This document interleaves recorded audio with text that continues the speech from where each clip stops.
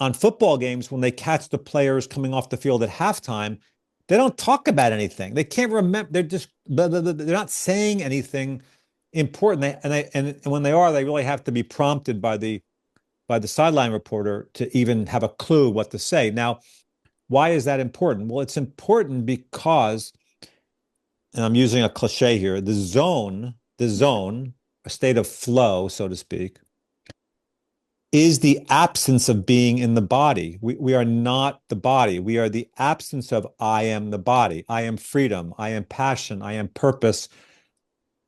There is no time. There is no space. I don't even know what just happened. And you sometimes you will hear that.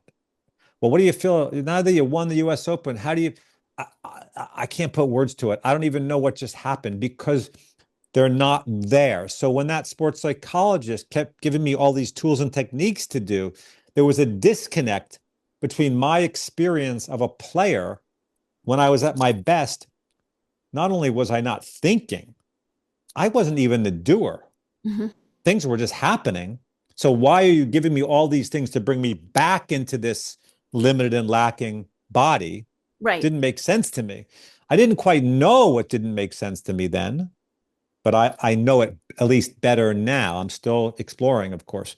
So yeah, I think if you look at a cliff diver, that diver, in order to be great at that craft, you can't fear death. I mean, you just can't, because if you fear death, you will not be free in the movement. You have to, and the only way to not fear death is to know that you're not that which dies in the first place. Right. I'm suggesting to know yourself as infinite and eternal consciousness. That's the spiritual word we would use. And then from there, jump into the game called life, or the sport, or your relationships at home, or anywhere. So when Jesus said to be in the world, but not of the world, this is what he was saying. He was saying, know yourself not as a limited and lacking separate entity, the body. So you're not, that's of the world. So be in the world, but not of the world. So know yourself as infinite and eternal consciousness. And then from there, jump in the game freely.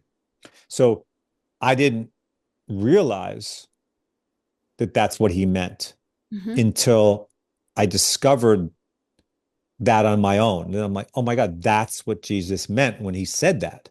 I think, I mean, that's my take. And I'm based on some of the other things he said, I'm virtually certain that I'm correct, at least on that.